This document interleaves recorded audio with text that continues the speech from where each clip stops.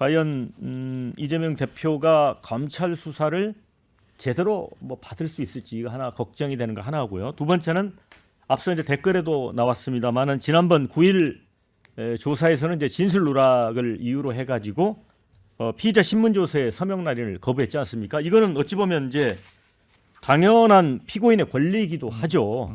그런데 이제 이런 부분들이 어떻게 진행이 될지 어떻게 될 것 같습니까? 그러니까 저는 이재명 대표가 이 사법의 정치 쟁점화라는 상당히 참 정치인으로서는 해서는 안 되는 일을 저는 했다라고 우선은 보고요. 그래서 저는 윤석열 정부가 칼자루를 쥐고 있는 상황에서는 정말로 더 조심하면서 실체적 진실을 규명하기 위한 정말로 저는 국민들의 그 눈높이에 맞는 노력을 했었어야 된다고 보는데 지금은 뭐 검찰까지도 정치 행위를 하는 거 아니냐라는 너무나도 편만한 의심을 받고 있고 그러다 보니까 오늘 또 민주당에서는 또 수사 검사들까지 공수처에 고발하는 상황이 이르지 않았습니까?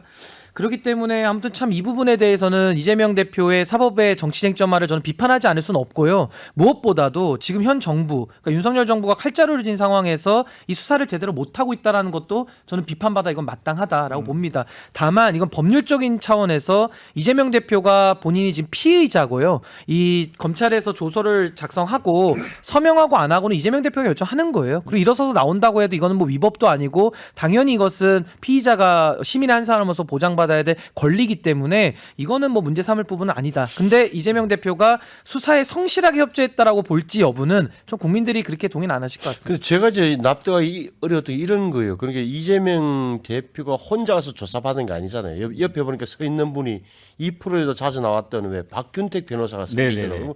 그분이 고검장도 했고 법무부 검찰국장도 했는데 분명히 제가 조사받을 때 이패를 옆에 앉아서 있었을 거라고. 그러면 둘이서 상의를 하고 답변을 했거나 뭐 이렇게 했을 텐데 끝나고 나니까 내 말하고 완전히 틀렸다라고 하면서 조서 날인을 거부한 것은 특이한 경우다. 그럼 옆자리에 앉아있던 박 변호사는 뭘 했는지 나는 이런 생각이 먼저 들었고 두 번째는 연결되어 있는 게 영상 녹화 조사를 거부했다는 거잖아요. 네. 그러니까 영상 녹화 조사만 있었다면 돌려보면 검찰이 진짜 뭐 잘못 진술을 왜곡했는지 아니면 이재명 대표가 말을 안 한 게 맞는 거지 나올 텐데 처음부터 나 영상 조사 안 받아.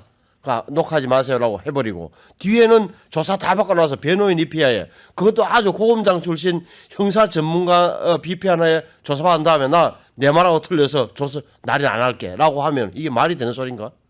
그런 의미 들죠. 네, 그러니까 이게 실제적으로 검찰에서도 마찬가지고 이재명 대표도 마찬가지고 뭐 어떤 검찰에서의 조사가 실효적이다라고 저는 보지는 않습니다. 네. 아마 양측 다 저는 그렇게 판단을 할 것이라고 보고. 그럼 재판에서 뭐 가리겠다. 그럼요. 그러니까 이재명 대표도 마찬가지고 검찰도 마찬가지고 법정에서 이 모든 걸 가리겠다라고 생각을 하는데 이러한 것은 어찌 보면 사법적인 그냥 형식적인 절차이기도 하고 물론 뭐 검찰에서 이재명 대표가 어떤 이걸 인정하는 진술을 할 것이다라고 예상을 하면서 질문하지는 않았을 거라고 생각합니다. 보통 검찰에서 이런 조서를 보고 이제 부인 조서를 받는다고 하거든요. 네. 부인 취지, 그러니까 피의자가 부인하는 취지의 조서를 할 것이니까 우리는 그냥 그대로 다 받아 적겠다라고 해서 이걸 보통 부인 조서라고 하는데 아마 그게 오늘까지도 계속 연결이 될 거고요. 그러니까 서명 날인을 하건 안 하건 그건 진짜 아까 피의자의 권리예요. 근데 대신 그것으로 인한 이득이든 불이익이든 그건 피의자가 다 감수를 하는 것이기 때문에 저는 뭐 오늘의 조사가 그렇게 큰 의미가 있다라고 보기는 좀 힘들지 않나 봅니다. 네, 우리 김영주 의원님. 어쨌든 이재명 대표가 그러한 그동안에 이제 국민들이 봤을 때의 그 검찰이 다 말하자면 힘을 갖고 있는 데서의 그런 문화 속에서는 다소 어색한 그런 행태를 보인 이유는 검찰의 핵심적인 증거가 없다라고 이재명 대표와 변호사가 생각하는 거다. 그렇게 보여지는 거고 어쨌든 공판 중심주의 하에서는 뭐 날인을 했다 안 했다의 그런 내용보다는 실제적으로 이게 그런 거잖아요. 예를 들면 김성태와 이화영에 대한 그 재판에 있어서 명확한 에비던스를 가질 수 있지만 김성태와 이재명 관계, 이화영과 이재명 관계에서의 서로 논의는 티격태격을 할 수밖에 없고 그에 따른 검찰이 말하자면 논거는 있을 수 있지만 실제로 논정할 만한 그런 것이 없다는 걸 볼 때는 이런 행태를 이미 예상할 수 있는 거 아니냐 그렇게 보여지고 또 하나는 지금 현재 윤미향에 대한 잣대와 김성태에 대한 잣대가 굉장히 다르지 않습니까? 북한에 돈을 보낸 사람이 있는데 일본에 가서 조총련 행사에 참여한 거는 굉장히 남북교류법 위반이니 무슨 뭐 굉장히 국가보안법에 그래야 되느니 이렇게 얘기를 하면서도 실제로 북과 앉아갖고 술도 마시고 돈도 준 사람에 대해서는 그렇게 쉽게 그런 부분을 적용하지 못한다든지 또 하나는 실제적으로 김성태라는 사람이 2006년도에 불법 도박장 사건으로 인해 들어갔지만 사실은 집행유예를 할 정도로 굉장히 자기를 잘 빠져나올 수 있는 예. 명수능란한 사람이거든요. 물론 이화영과 이재명 대표가 그런 사람하고 대북 사업을 했다는 게 잘못이지만 이재명과 이화영이 불리해질 수밖에 없다. 그런 부분은 생각을 두 분 말씀에 저는 뭐 그러니까 이번에 검찰 조사에 이게 진정한 싸움은 아니라고 보는 견해는 저는 동의하지만 이게 영향이 없다고는 보지 않아요. 무슨 말이냐?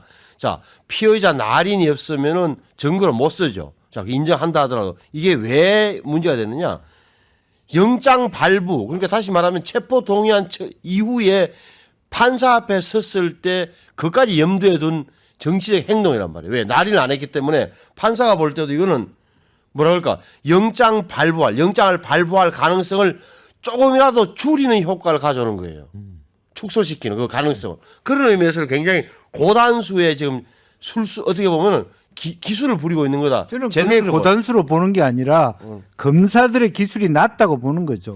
라인을 하도록 몰아갈지 못한 부실 수사에 문제가 있다는 거죠. 지금도 보면 이재명 대표 답변했다는 게 대북 송금에 대해서 나는 밑에서 올린 거 기한 서류 와서 클릭만 했다. 전자결제만 했다라고 빠져나간단 말이에요. 이 부분을 그냥 판사가 딱 보면서 아니 본인은 날인도 안 했지 조서를 보면 조서밖에 없는 거 아니에요. 조서를 보면 이거 발부할 마음이 나겠어요. 이렇게 만드는 거란 말이에요. 우리 신 변호사가 예. 이재명 대표하고 검찰 중에 누가 더 고단수인 것 같아요? 아니 그러니까 이거는 뭐 단수의 문제가 아니라 사실 이재명 대표가 고도의 그런 사법의 정치 쟁점화를 한 상태이기 때문에 사실 검찰 입장에서 수사하기가 굉장히 힘들었을 겁니다. 왜냐하면 협조적으로 나오지 않을 게 뻔하니까요. 그렇기 때문에 전 이 수사를 정말 조심성 있게 상당히 좀 전격적으로 해서 마무리를 했었어야 된다라는 게 아까부터 제 일관된 말씀이고 뭐 비견한 예라고 하면은 윤석열 총장이 조국 전 장관 정경심 씨에 대해서 조사 한 번 안 하고도 그냥 기소해버리거든요. 그러니까 물증이 있고 확실하게 검사들이 자신 있으면은 물론 원래 통상적으로는 다 피의자 조사하고 하는 절차가 있지만 전격적으로 이렇게 기소하는 경우도 있습니다. 그렇기 때문에 이재명 대표가 물론 서명을 안 했다라는 것이 뭐 성실하게 왜 조사를 안 받았나라는 정치적 공방의 대상이 될 수는 있겠지만은 이것이 뭐 법률적으로 그게 큰 하자가 있다 이렇게 이야기는 또 어렵거든요. 그래서 저는 누누이 말하지만 검찰도 범죄 혐의가 있으면 빨리 기소해서 처벌을 하고 없으면 없는 대로 그걸 중단하는 것이 맞는 것이지 이거를 질질질질 끌어오면서 계속 정치 쟁점화가 돼서 대한민국에서 계속 이재명 대표 사건만 이렇게 2, 3년 동안 한다는 것은 이건 검찰의 본령이 아니다. 검찰에 해야 될 일이 아닌 겁니다. 실제로 국민들이 피로도를 느끼는 건 사실이에요. 그리고 이 수사를 그렇죠? 누가 믿겠습니까? 막 이렇게 해서 많이 처벌한다 그래도 이게 아마 수사에 대한 신뢰성이 상당히 떨어질 수밖에 없어요. 그러니까 홍준표 대구시장도 그 똑같은 말씀을 SNS에 했어요. 그러니까 과거에는 한 두세 달이면 특수수사라는 것이 결론이 났었는데 지금 거의 집권 거의 1년 6개월이 넘어가고 거의 2년 차가 되는데 여전히 야당 대표에 대한 수사가 계속 이어지고 또 답도 안 나오는 상황이기 때문에 저는 아마 저희가 듣기로는 검찰 내에서도 더 이상 이제 그 민주당에 대한 수사, 야당에 대한 수사가 이거 이상 더 이상 가면 안 된다. 굉장히 그 검찰 내부 조직에서도 내부적인 피로감이 있어요. 그러니까 이걸 계속 끊임없이 한다는 건 어찌되었던 간에 만약에 정권이 바뀌었을 때 이런 또 수사를 할 겁니까? 그러니까 거기에 대한 국민들의 피로감도 있고 그렇기 때문에 저는 조속히 마무리해야 되고 뭐 영장을 할 거면 하고 뭐 말 거면 말 것이고 그냥 불구속 기소를 하든 구속 기소를 하든 저는 좀 기소가 목표인 것이기 때문에 수사가 저는 어찌됐든 간에 빨리빨리 해서 국민들로 하여금 이 부분 좀 정리가 됐으면 좋겠다는 생각합니다. 이런 자리에서 이런 이야기가 나온다는 것, 그러니까 패널들끼리 이런 이야기 한다는 것 자체가 이재명 대표의 전략적 지금까지는 승리로 보여진 대목이 있는 거죠. 그러니까 결국은 야 검찰이 증거가 있어 없어? 없으면 야 그만 이렇게 피로도를 완전히 중첩시켜 온 건 그건 누구의 의도든 간에 저는 뭐 뻔히 보이는 거라 생각하고 다만 이런 건 있는 거예요. 지금 바깥에서도 다들 하는 이야기가 자 그러면 2중 3중으로 자물쇠를 다 방어선을 쳐놔요. 방화벽을. 네. 돈도 정보도 전부 다 본인이 직접 만지거나 전달한 적이 없는 구조로 돼 있단 말이에요. 전부 다 행위자와 결정자는 분리시켜 놓고 예를 들어서 정진상, 김용이 가운데 있다거나 예를 들어서 이화영이 가운데 있다거나 이런 식으로 하니까 수사가 힘든 수사는 맞는 거예요. 저는 이런 부분 때문에 국민들이 심정은 있는 거예요. 아, 뭐 무슨 일이 있었겠구나. 하지만 말씀하신 대로 다들 그럼 못 찾아내는 검찰은 계속 수사를 계속 할 거야. 여기에 대한 대목은 좀 남아 있다. 이 대목을 검찰 수뇌부 이른바 또 여권의 의사 결정권자들도 염두에 둬야 되는 건 맞는 거죠. 그렇죠. 네, 이제 이거- 댓글 좀 읽어드리고 토론 이어가도록 하겠습니다.